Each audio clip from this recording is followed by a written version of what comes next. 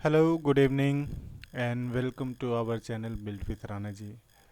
मैं अनिल राणा आप लोगों के क्रिटिकल अंडरस्टैंडिंग ऑफ आईसीटी के क्लास 2 और ये जो पार्ट 2 वीडियो हम लेके आए हैं।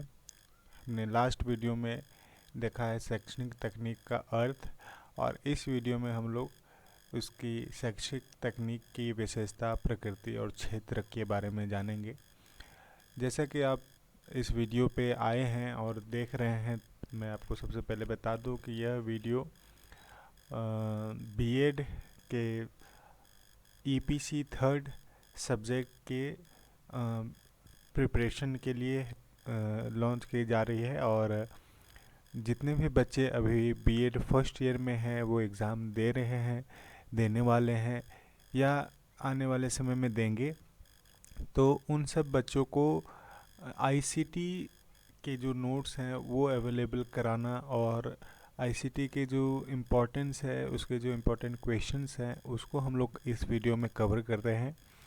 साथ ही साथ सीटेट और यूजीसी नेट और भी कॉम्पिटिटिव एग्ज़ाम में जो भी आईसीटी से रिलेटेड क्वेश्चंस पूछे जा सकते हैं, उन सब क्वेश्चंस का भी डिस्क्रिप्टिव हम लोग एनालिसिस इस वीडियो में करेंगे।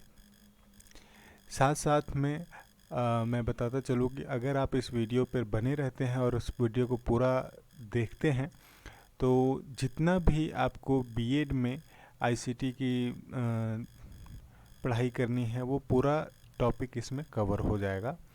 और मैं आशा करता हूँ कि अगर आप इस वीडियो को पूरी ईमानदारी से और अच्छी तरीके से देखते हैं, तो मिनिमम आप 80 to 85% मार्क्स आईसीटी में ज़रूर कवर कर लेंगे। 80 to 85% मार्क्स आपका कवर हो जाना है।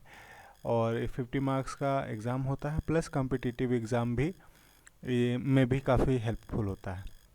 तो लास्ट वीडियोस जिन्होंने नहीं देखा है, वो लास्ट वीडियो पे पहले देख लेंगे, उसके बाद इस वीडियो को देखेंगे। और इसका मैं ये डिस्क्रिप्शन में लिंक भी दे दूंगा पहले वाली वीडियो का, और आई बटन पे जब आएगा उस पर भी आप क्लिक करके जा सकते हैं। तो आइए हम लोग पार्ट 2 में आज नेक्स्ट स्टार्ट करते हैं। जैसा कि शैक्षिक तकनीक का अर्थ हम लोग पिछले वीडियो में देख चुके हैं, अब हम विशेषताएं, प्रकृति और क्षेत्र के बारे में जानेंगे। उससे पहले हम लोग जान लेते हैं कि शैक्षिक तकनीक के उद्देश्य क्या होते हैं। Means what is the objectives of education technology. ये डायरेक्ट क्वेश्चंस भी आपको पूछे जा सकते हैं डिस्क्रिप्टिव में। 10 मार्क्स के क्वेश्चन आ सकते हैं, 5 मार्क्स के क्वेश्चन आ सकते हैं। इसमें ऑब्जेक्टिव क्वेश्चंस भी बनाए जा सकते हैं। तो इसको हम लोग उस व्यू से देख के पढ़ेंगे। तो शैक्षिक तकनीक के उद्देश्य क्या हैं, ये डायरेक्ट एक क्वेश्चन आया भी हुआ है। लास्ट एग्ज़ाम जब हो रहा था उसमें भी ये क्वेश्चन आया हुआ था कि क्या उद्देश्य हैं, उसको आप बताएं। तो जानते हैं हम लोग कि शैक्षिक तकनीकी के उद्देश्य, शैक्षिक तकनीक के उद्देश्य जो हैं वो यहाँ पे लिखे हुए हैं। हम लोग इसको क्रमबद्ध देखेंगे।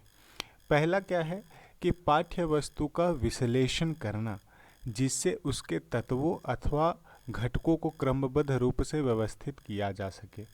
मीन्स हम जब भी कोई पढ़ाई करना चाहते हैं, तो उसके जो भी पाठ्य वस्तु होंगी, करिकुलम होगा, उसका जो पॉइंट्स होंगे जो हम कवर करने जा रहे हैं इस विषय में, किसी भी विषय को अगर हम पढ़ना चाहते हैं, या विज्ञान जैसे को हम विज्ञान के ही विषय को पढ़ना चाहते हैं, तो उसको एक क्रमबद्ध रूप में उसके जो पाठ्य वस्तु हैं कि क्या क्या हमें टॉपिक्स पढ़ने हैं, उसका पूरा डीपली विश्लेषण करने में शैक्षिक तकनीक बहुत मदद करती है। दूसरा क्या है कि विद्यार्थियों की उपलब्धियों को निर्धारित उद्देश्यों के संबंध में मूल्यांकन कर शिक्षण में सुधार लाना। अगर कोई भी विद्यार्थी हमारे किसी भी शिक्षण संस्थान में बिना मूल्यांकन के शिक्षा प्राप्त करता है, तो हम उसको शिक्षित नहीं बोल पाएंगे। तो शिक्षा का असली मतलब उद्देश्य क्या होगा कि उसका पहले तो मूल्यांकन करे कि वो कितना शिक्षा को ग्रहण कर रहा है। तो उसका जो मूल्यांकन है वो भी शैक्षिक तकनीक के मदद से काफ़ी आसान हो जाता है, और उसमें सुधार लाना भी बहुत ही आसान है।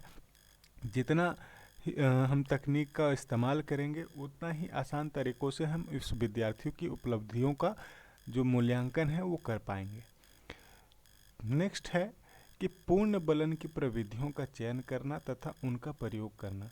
अगर हम किसी भी विद्यार्थी या किसी भी टॉपिक को पढ़ा रहे हैं तो उसका जो रीइंफोर्समेंट है, उसको और जो बेहतर और उसकी जो नॉलेज है उसको और स्ट्रॉन्ग बनाने के लिए इसमें जो भी विधि होगी उसको हम लोग चयन कर सकते हैं और काफ़ी इफ़ेक्टिव तरीके से उसको पढ़ा सकते हैं अगर हम शैक्षिक तकनीकों का इस्तेमाल करें।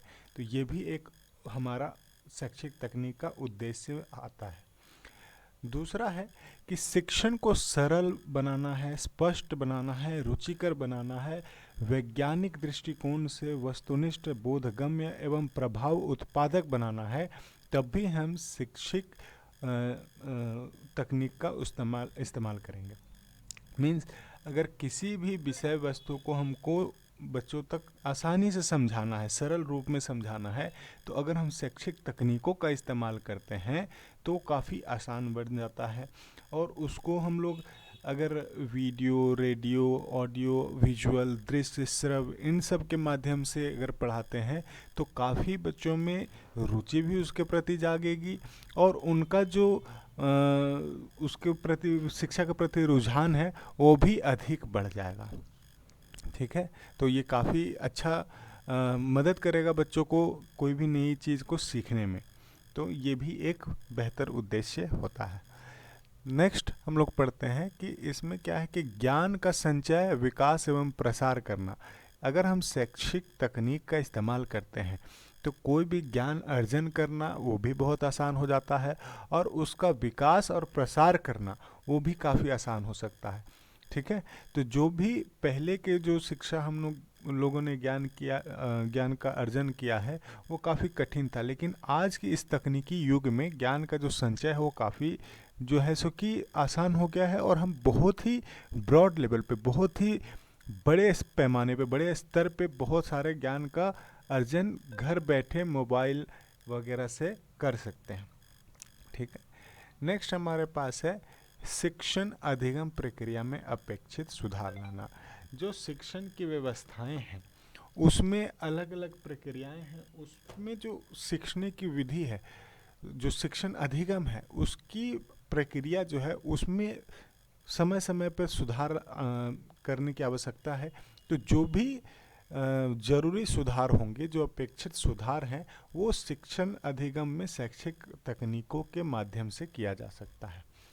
अगला हम लोग पॉइंट देख रहे हैं कि शिक्षकों में शिक्षण कौशल का विकास कर, जो ये पॉइंट हम लोग देख रहे हैं, शिक्षकों में शिक्षण कौशल का विकास कर उनकी योग्यता एवं क्षमताओं में वृद्धि करना, ये भी शिक्षण तकनीक के माध्यम से आसान है।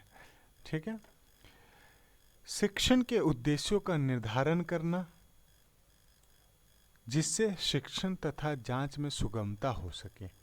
शिक्षण के उद्देश्यों का निर्धारण करना, जैसा कि हम लोग ऊपर वाले पॉइंट्स में देख चुके हैं कि शिक्षण जो हम देंगे विद्यार्थियों को, अपने छोटे बच्चों को, या फिर जो भी हम शिक्षा का स्तर बनाएंगे उसका जो निर्धारण है उसको शिक्षण का जो निर्धारण करना है और उसका जो जांच है उसको बहुत ही सुगम बनाया जा सकता है, सरल बनाया जा सकता है अगर हम शैक्षिक तकनीकों का इस्तेमाल करें।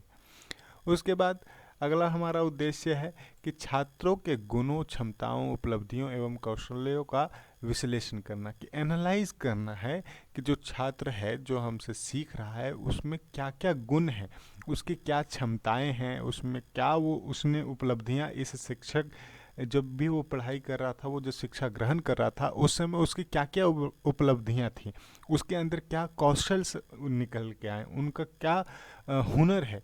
तो वो सब चीज़ों का जो विश्लेषण है वो भी शैक्षिक तकनीक के माध्यम से काफ़ी सुगम और सरल बनाया गया है। ठीक है, नेक्स्ट हम लोग देखते हैं यहाँ पे ये जो है वो शैक्षिक तकनीक की विशेषताएं, कैरेक्टरिस्टिक्स ऑफ एजुकेशनल टेक्नोलॉजी। अब क्या क्या इसकी विशेषताएं हम लोगों ने अभी देख लिया कि इसके उद्देश्य क्या है। उस उद्देश्य जो है यहाँ पे शैक्षिक तकनीक के उद्देश्य हम लोगों ने देख लिया है। ठीक है, उसके बाद हम एक तो 9 पॉइंट्स हैं हमारे पास। अगर इसके आप नोट्स मुझसे प्राप्त करना चाहते हैं तो आप कमेंट सेक्शन में मैसेज कर सकते हैं। ठीक है, ये पेड नोट्स हैं का आप मैसेज करके प्राप्त कर सकते हैं, वो व्हाट्सएप पे आपको सेंड कर दिया जाएगा। ठीक है, उसके बाद हम लोग नेक्स्ट आते हैं शैक्षिक तकनीक की विशेषताओं के बारे में। तो उपयुक्त परिभाषाओं के आधार पर शैक्षिक तकनीकों के निम्न विशेषताएं हैं। तो इसको एक क्रमबद्ध रूप से अगर आपसे सवाल कोई पूछे भी, जैसे डायरेक्ट क्वेश्चन पूछ सकता है कि शैक्षिक तकनीक की विशेषताएं बताइए, तो आपको इसी तरीके से पॉइंट बाय पॉइंट अगर आप लिखते हैं तो जो एग्जामिनर है, जो कॉपी आपका जांच रहा है, वो भी काफ़ी प्रभावित होगा और आपको बहुत बेहतर नंबर भी इस तरीके से लिखने में मिलेंगे। ठीक है, तो ये जो लिखने की शैली है वो भी बेहतर हो जाएगी। तो इस तरह से आप लिख के मैक्सिमम मार्क्स ला सकते हैं। ठीक है, तो इसमें हम लोग विशेषताएं इसकी जानते हैं। तो पहला विशेषता क्या है कि शैक्षिक तकनीकों का उद्देश्य शिक्षण अधिगम प्रक्रिया का विकास करना है। मतलब इसका उद्देश्य क्या है कि जो शिक्षण अधिगम है, जो सीखने की शैली है, शिक्षण अधिगम क्या है, सीखने का जो हम सीख रहे हैं प्रक्रिया जो है, ठीक है, उसका विकास करना एक इसका विशेषता है शैक्षिक तकनीक का। ठीक है, दूसरा क्या है कि शैक्षिक तकनीक शिक्षा से विज्ञान एवं तकनीकी का अनुप्रयोग करना। मीन्स देखिए, आईसीटी का मतलब केवल ये नहीं है कि केवल आप कंप्यूटर के थ्रू ही पढ़ना स्टार्ट कर दे। इसका मतलब है कि आप विज्ञान से कितना अपने आप को जुड़ाव महसूस करते हैं, कि विज्ञान और तकनीक से आप अपने आप को जोड़िए। ऐसा नहीं कि केवल कंप्यूटर्स को ही, इन सब के माध्यम से विज्ञान और तकनीक में आपका विशेषता बढ़ना चाहिए। उसमें आप जो है कि और बेहतर आप शिक्षा का स्तर बना सकें। ठीक है, शिक्षा का स्तर हम विज्ञान में विज्ञान के क्षेत्र में, तकनीक के क्षेत्र में बढ़ाएंगे, लेकिन सहायता किसकी लेंगे हम? इन तकनीकों की, कंप्यूटर्स की, मोबाइल्स की, रेडियो की, टेलीविज़न की, प्रोजेक्टर्स की। ठीक है, कम्युनिकेशन जो मॉडेम्स हो गए, इंटरनेट हो गए, सोशल नेटवर्किंग हो गए, तो इन सब चीज़ों का हम उपयोग करेंगे। किस लिए? विज्ञान एवं तकनीक में जो नए नए एक्सपेरिमेंट हो रहे हैं उसमें जो शिक्षा का स्तर कैसे बढ़ाया जा सके, उसके लिए हम इस तकनीकों का इस्तेमाल करेंगे। तो ये भी इसकी एक विशेषता है।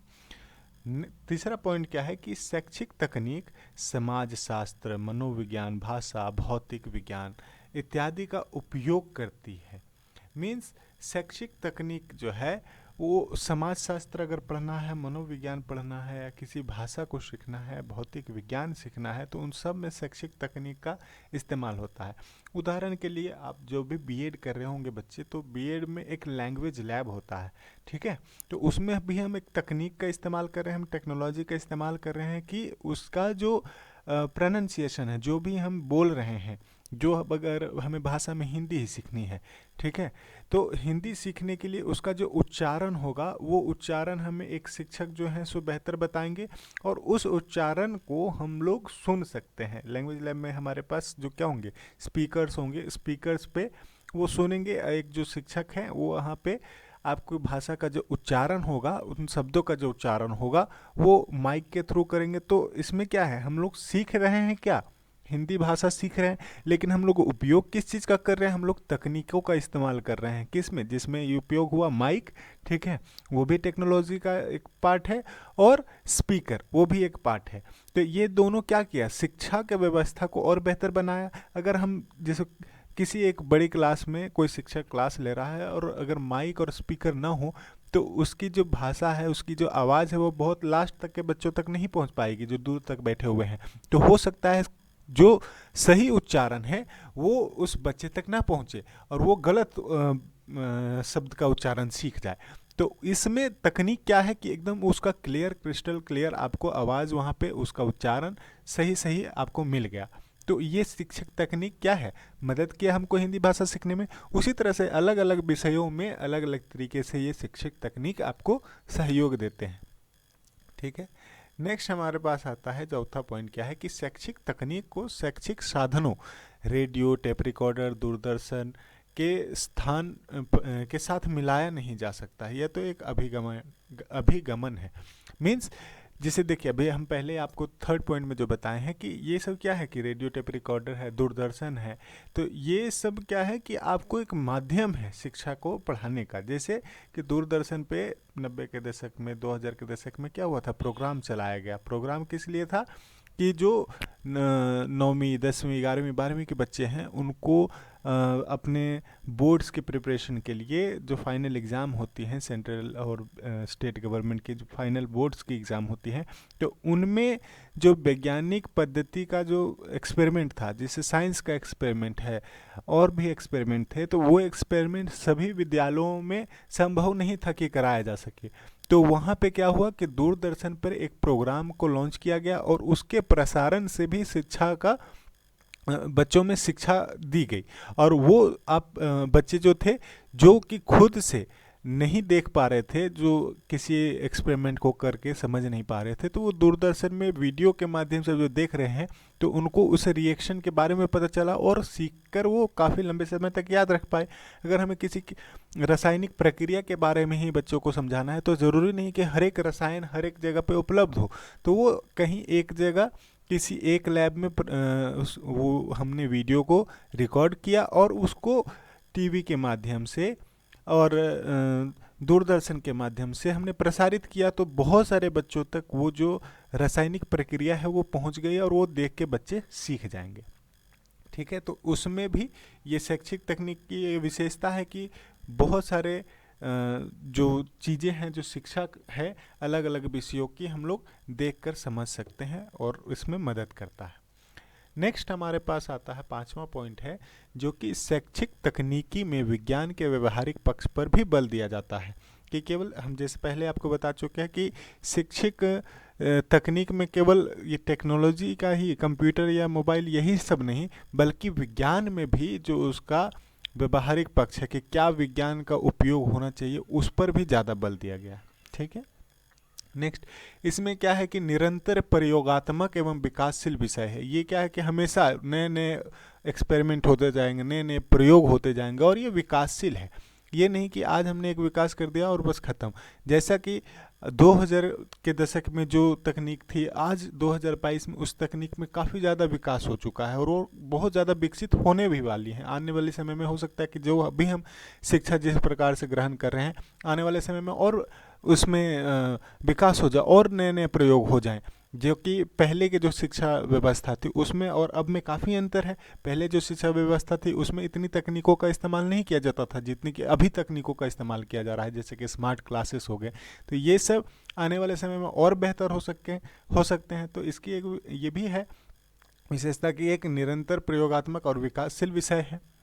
दूसरा है, ये 7वां पॉइंट है कि यह वातावरण संसाधनों विधियों के नियंत्रण द्वारा अधिगम प्रक्रिया को सरल बनाती है। जो भी हमारे आसपास के वातावरण में संसाधन जो उपलब्ध होंगे उनका नियंत्रण करके हमको जो सीखने की प्रक्रिया है उसको और सरल बनाया जा सकता है। अगला पॉइंट है हमारे पास कि शिक्षा के लक्ष्यों की प्राप्ति के लिए अधिगम दशाओं का संगठन शामिल होता है। 9वां पॉइंट, शैक्षिक तकनीक का संबंध शिक्षा की समस्याओं, उनके विश्लेषण निराकरण से होता है। कि जो भी हम शैक्षिक तकनीक का इस्तेमाल कर रहे हैं उससे हम कोई भी शिक्षा में जो समस्या है उनका विश्लेषण करेंगे कि उस समस्या को हम लोग कैसे निराकरण कर सकते हैं। तो ये भी एक हमारा विशेषता है।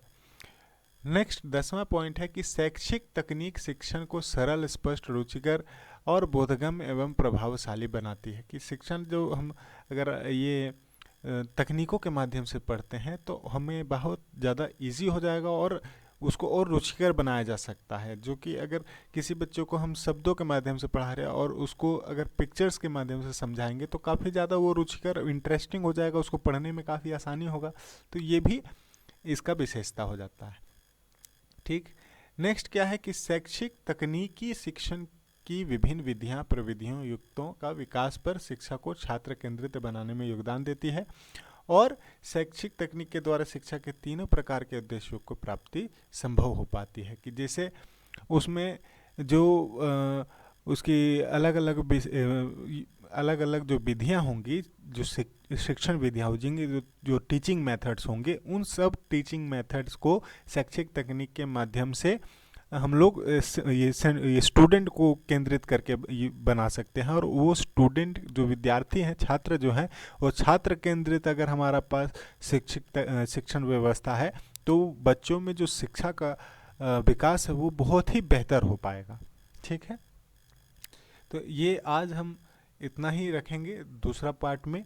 नेक्स्ट जो है हम लोग अगले पार्ट में शैक्षिक तकनीक की प्रवृत्ति और शैक्षिक तकनीक क्षेत्र का जो स्कोप है उसको और इसका फैक्टर्स जो है वो सब हम लोग डिस्कस करेंगे। आज ये शैक्षिक तकनीक की विशेषता तक रखेंगे। ठीक है, नेक्स्ट हम लोग पार्ट थर्ड में इसको करेंगे। और इस वीडियो को आप देखिए, पसंद कीजिए, अगर आपको अच्छी लगती है तो ज़रूर लाइक कीजिए, हमारे चैनल को ज़रूर सब्सक्राइब कीजिए और हमारे साथ जुड़े रहिए। हम अगले दिन फिर से इस विषय को आगे बढ़ाएंगे और आने वाले समय में नए नए टॉपिक्स, जितने भी यूनिट्स होंगे उन सब को कवर करेंगे। तो हमारे साथ ज़रूर बने रहें और अपने साथ जो भी आपके बीएड के विद्यार्थी होंगे, जो बीएड कर रहे होंगे, वो ईपीसी थर्ड के जो प्रिपरेशन कर रहे हैं उनको यह वीडियो ज़रूर शेयर करें। और इसको देख के इसके नोट्स अगर आप चाहते हो तो वो इस नोट्स को आप मुझे मैसेज करके प्राप्त कर सकते हैं। ठीक है, thanks and thanks for watching.